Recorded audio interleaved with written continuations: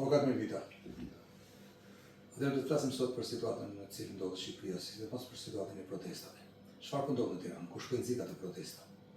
Shiko zot jemi, për vërtetës, protestat kanë filluar si vizja mentaliste për shkak të problematikës që krijuar në zonën e Zënezit tashmë, problematikë e njohur nga gjithë shqiptarët.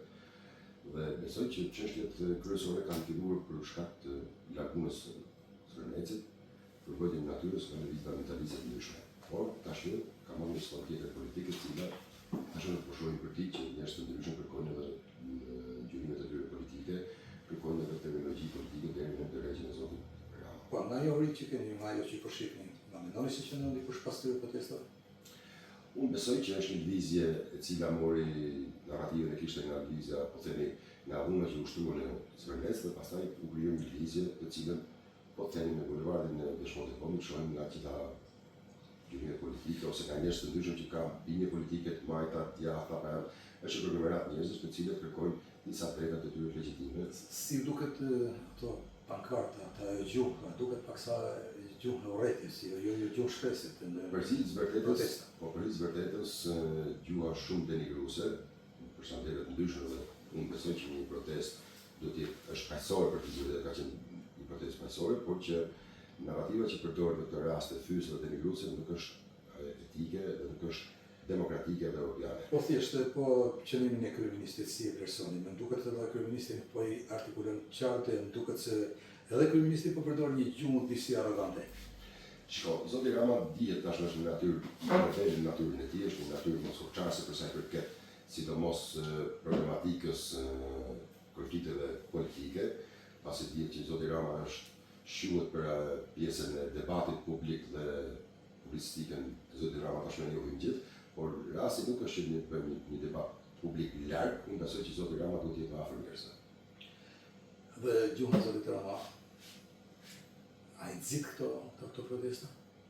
Jo, nuk besoj. Shiko, Rama thash është shpirt rebel dhe ndoshta indifferentizmi i zotit Rama ndoshta ka cëlluar më shumë situatën. Nesër është paralajmëruar një protestë e madhe kombëtare. A mendoni se gjithë milion protestues që derdhen në Tiranë dhe në qytete të tjera të vendit duhet të kenë një kohë drejtuese, ose të inkuadrohen një forcë politike, se unë e di që pushteti nuk merret ndryshe vetëm me zgjedhje dhe me forca politike.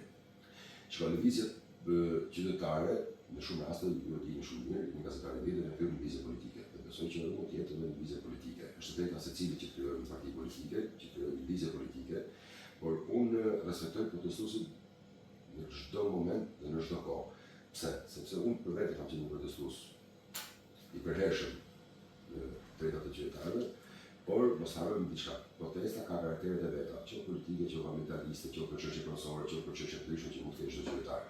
Dhe në këtë pikë unë duhet ta cek që unë jam pro protestës së çdo qytetari shqiptar, në çdo protestë ku i cënohet drejtat dhe drejtat e njerëzit. Po jo, si fjala revolucion.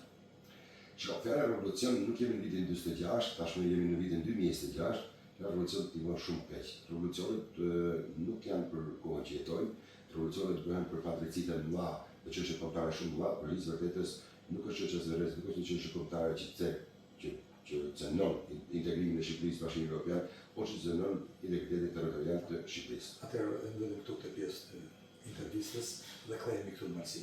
Pasi ju, pavarësisht se jeni në kryeqytet në punë, vazhdimisht ju shohim këtu me Jo, ka të ditë ka Malsi, të ditë atë. Ka të Malsi. Edhe njihni mirë situatën. Tashmë kemi hyrë në vitin zgjedhor. Pothuajse. Vitin tjetër do të pranë në arshme janë zgjedhjet lokale. Dhe si e shihni situatën këtu në Malsi? Shiko, për vërtetës, Malsia e madhe ka resurse shumë të mëdha, sidomos në zonën alpine, zonat malore, do të thonë kemi të resurse shumë të mëdha, të cilat do të janë shfrytzuar ashtu siç duhet, dhe besoj që na duhet një vizion i qartë për zhvillimin e zonave, pa i cënuar pronën asnjëriu, lidhet të drejtat të cilit.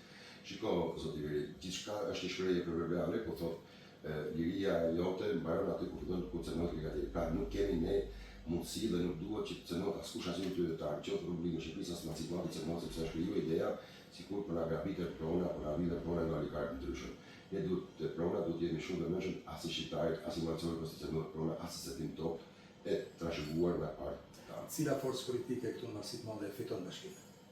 Nga ajo që shefti. Unë besoj që forcë kryesore në Malsi të Madhe, në këtë moment që flasim është Partia Socialiste. Mund ta fitojë vetme? Jo nuk besoj vetëm Partia Socialiste në qarkun e Shkodrës, dhe së të mos në Macit Malli, besoj që një koalicion me Partitë Social-Demokrate është i të mosdoshëm, është i kontratë, po themi politike, e cila nuk në pikat e kontratës mund të jetë bashkëpunimi, bashkëqeverisja të gjithë bashku me element që ka më të mirë Partia Social-Demokrate, se dhe Partia Social-Demokrate ka kurimet e saj.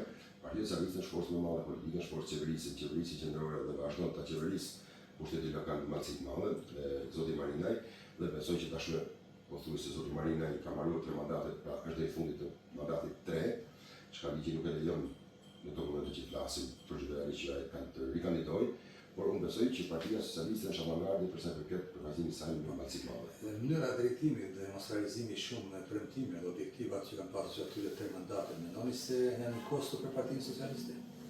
Shiko, zoti Meri, çdo pushtet ka konsumin e vet politik dhe unë besoj që edhe ne nuk jemi të përjashtuar nga kjo pjesë.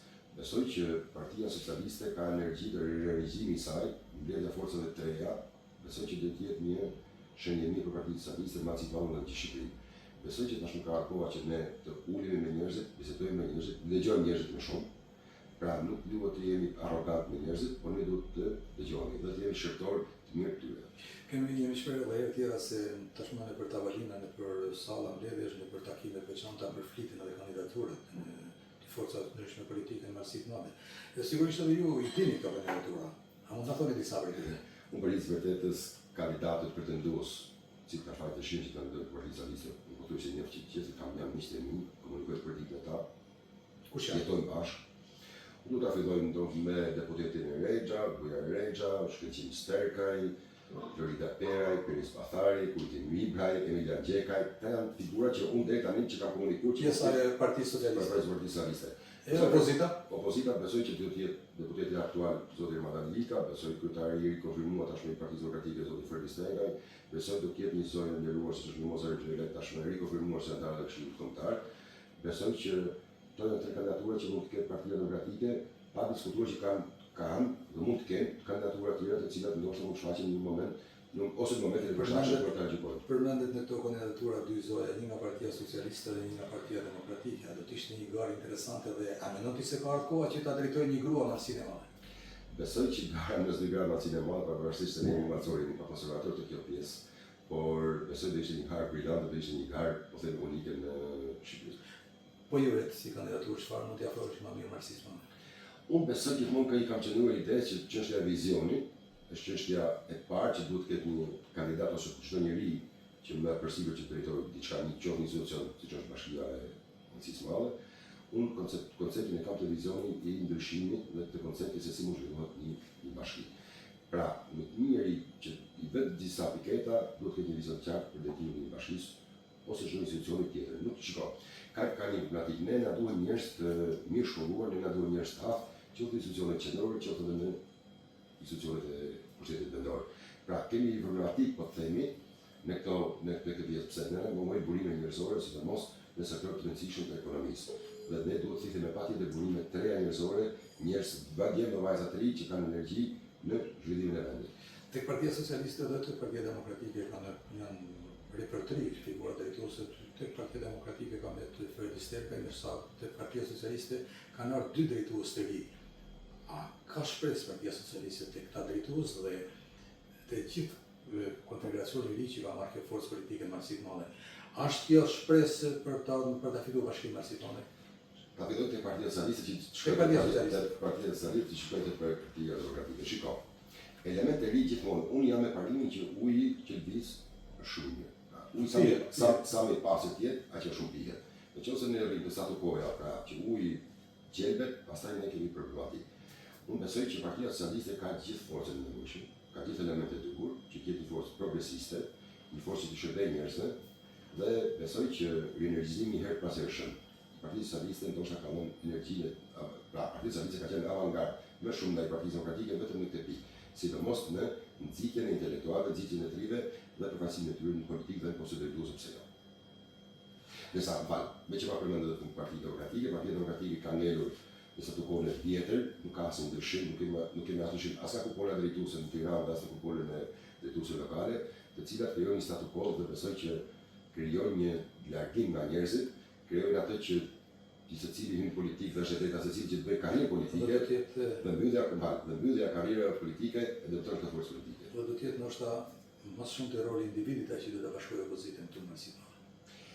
Nuk ka besoj partia demokratike person që mund të arriti të bashkojë gjithë faktorët politikë që janë Malsinë Madhe, pasi partia demokratike në këto momente që flasin është shumë e përçarë, për shkak sepse nuk u krijon një frymë demokratike brenda forcës së saj, dhe ajo që i bashkon njerëzit është demokracia. Pra nëse ne flasim për garë, gara duhet të jetë reale. Kur nuk ka garë, ka garë sfumuar ose garë falso, atë gjithçka njerëzit largohen. Po jo sot Partia Socialiste po krijon një farë domethënë influencë këtu në tek ose kredibilitet këtu në Malsinë Madhe, pasi janë disa problematika që vuan Malsinë Madhe, sidomos problemi i pronave, çelëtikimin e pronave, probleme tjera të pazgjidhura, të cilat ndikojnë shumë tek elementet që përzjell Partia Socialiste për të bërë kryetar-bashkie.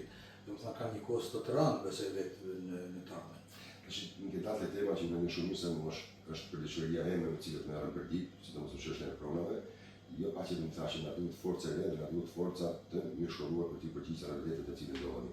Ne pretendojmë që shumë shpejt shkojmë Bashkimin Evropian dhe ne kemi probleme të thella, sidomos në menaxhimin e pronave, dhe ne na duhen njerëz të cilët merren dhe që kanë dijet e tyre që të merren me këto probleme. Shiko, zoti Hyri, ne kemi problematik për shembull legalizimin e shtëpiave të vjetra. Kemi problematik për sa i përket aplikimit të ligjit 2020 pronën. Kemi problematik me vendimin e agjencisë mbi pronën. Kemi një sër problematika të cilët pse ne kujtuar tashmë që u rrit vera pronës.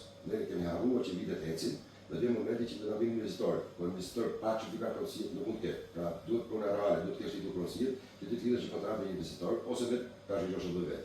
Pra tashmë na ka dalë gjumi, po e them tamam mazrosh na ka dalë gjumi që ne në çështja e pronës ka marrë prioritet. Ne kemi hecë mendje që toka dhe shtëpia është e jona dhe nuk ka lëviz njëri. Është e vërtetë, por një kapitalizëm tillë, një kapitalizëm shumë tegër biles në cilën ndodhemi, që është një kapitalizëm egër globalist në gjithë botën. Gjithë bota është lëshuar, po themi, gjithë personat që mbledhja pasurisë është bërë një trend botëror dhe bilesh një trend regresiv për sa përket shtresave sociale, por mos të hyjmë sa është shtenë shumë e gjatë, por të ndalemi te kjo çështje që është e rëndësishme është numër 1 në Malsinë Madhe. Dhe unë kam dhënë kontributin tim aq sa ka pasur mundësi me njerëzit dhe ndaj them që në bashki kudo ne na duhet një person, ne na duhen disa persona të cilët e njohin shumë mirë çështjet sindikale. Sfundet në kandidaturat vinë nga forca politike. Ju si keni marrëdhënie me forcën tonë politike dhe beson që kjo forcë politike do ta çojë emrin tanë si kandidat për kryetar-bashkie. Shka unë për hisë vërtetës nuk shumë për qëtë medje, unë jam veri punës, me pikë sfajrë në punën, ajo është që më mundin qësën, por ma dhe në tam shkëllqyre që me të gjithë, edhe ka emra që të përmenda me kam ishtenin, që edhe të vërshines me përmet të jetë, të uroj gjithë suksese një të tyre përtiqme dhe familjare dhe politike, por një person që në gjose ti do që të kandidosh, ose do të pretendosh që ti shërbesh komunitetat, parë duhet të jesh mirë me një familje state politike dhe pastaj një herë, pastaj pjesa tjetër kalon këtë marrëdhënie që kemi me komunitetin. Unë besoj që komuniteti është një person secilin, ku të qoftë, dhe besoj që marrëdhëniet e Partisë Socialiste janë marrëdhënie të qeta, marrëdhënie ku nuk ka një përplasje, pra nuk ka përplasje Partisë Socialiste, po themi mes rrymave të ndryshme, qëllimi është i përbashkët, pastaj është Partia Socialiste që vendos për secilin nga ne. Avokat, unë të falenderoj shumë që ishit sot në Zanin e Veriut dhe të uroj suksese. Ju falenderoj të gjithëve që na ndoqët drejt për drejt në Zanin e Veriut. Do në bëna ata shpara thu, kam qik. Finish. Kam bo finish. Okej. Falenderoj. Merci. Apo dal. Po. Kjo është live tash kjo nuk Sa ka nuk se më shkutash mo. tash u kodore skadar. Tash nuk ka mo, tash u kodore skadar. Tash vojmë dash.